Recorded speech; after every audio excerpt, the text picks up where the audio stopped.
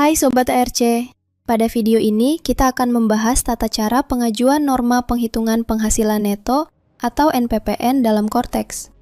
Pertama, setelah login pada laman Cortex, pilih layanan wajib pajak, lalu pilih layanan administrasi, dan buat permohonan layanan administrasi.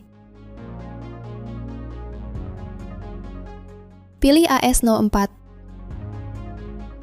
Pilih AS0401. Pemberitahuan penggunaan NPPN, akan muncul notifikasi pemberitahuan, kemudian klik simpan. Pada panel di sebelah kiri layar, pilih alur kasus untuk menjalankan kasus terkait permohonan wajib pajak. Isi formulir permohonan secara lengkap. Klik tombol Create PDF untuk menghasilkan dokumen permohonan. Klik tombol Sign untuk menandatangani dokumen secara elektronik. Klik tombol Kirim pada bagian akhir dari formulir permohonan layanan untuk mengirimkan permohonan. Dokumen hasil penyampaian dapat dilihat pada menu portal saya di dokumen saya. Status fasilitas NPPN yang aktif dapat dicek melalui menu portal saya di profil saya pada tab Fasilitas Aktif. Baiklah, mari kita lanjut ke video tutorial pelaporan SPT tahunan PPh orang pribadi menggunakan norma penghitungan penghasilan neto atau NPPN. Setelah konsep SPT dibuat, klik lambang pensil untuk mulai mengisi SPT. Dalam video tutorial ini, kita akan melakukan pengisian SPT tahunan wajib pajak orang pribadi yang memiliki penghasilan atas usaha atau pekerjaan bebas, sebagaimana contoh berikut. Masuk pada bagian induk, pilih sumber penghasilan yakni pekerjaan bebas. Selanjutnya pilih metode pembukuan atau pencatatan yang dilakukan. Kemudian gulir ke bagian A, identitas wajib pajak. Data pada bagian ini akan terisi otomatis berdasarkan profil wajib pajak yang ada pada Cortex.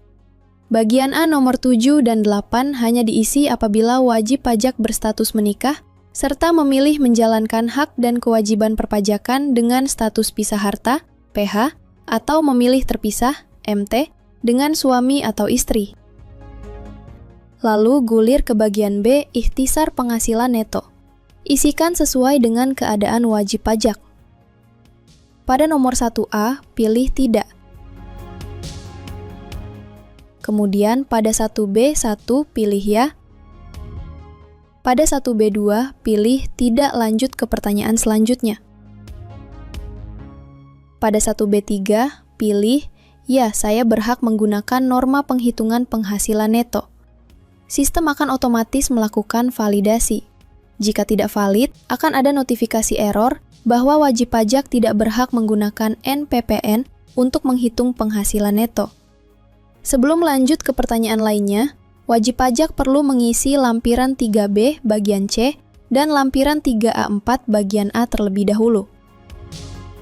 Pada lampiran 3B bagian C, akan tampak rekapitulasi peredaran bruto selama setahun.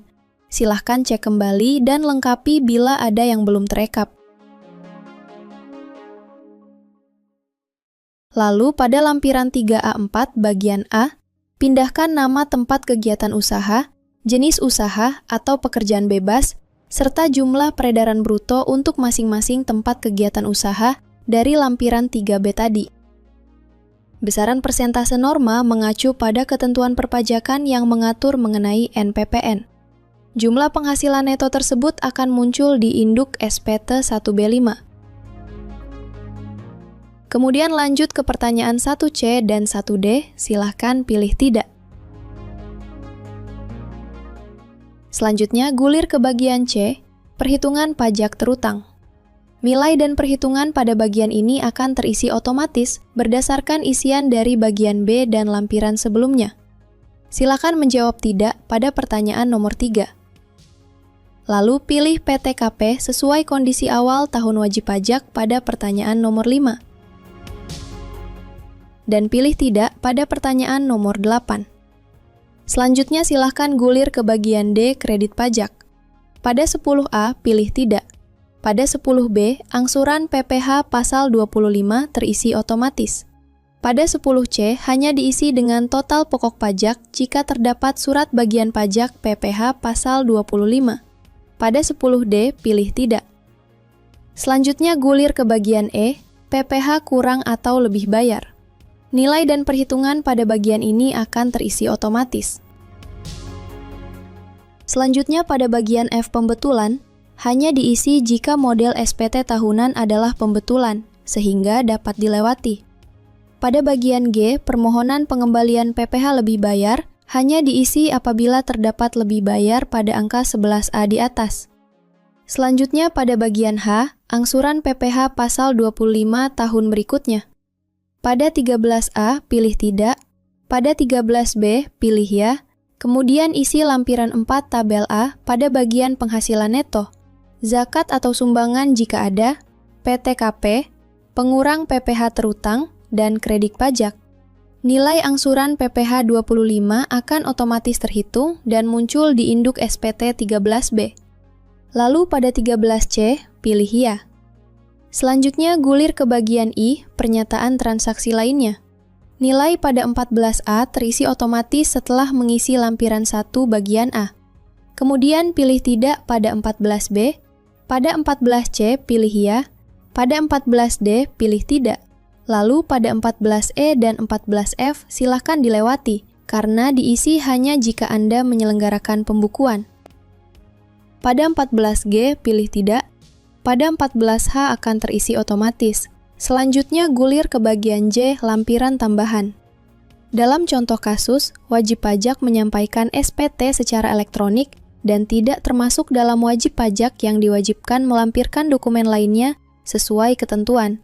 Maka silakan pilih tidak pada huruf D dan E. Pada bagian K, pernyataan, berikan tanda centang dan pilih penanda tangan.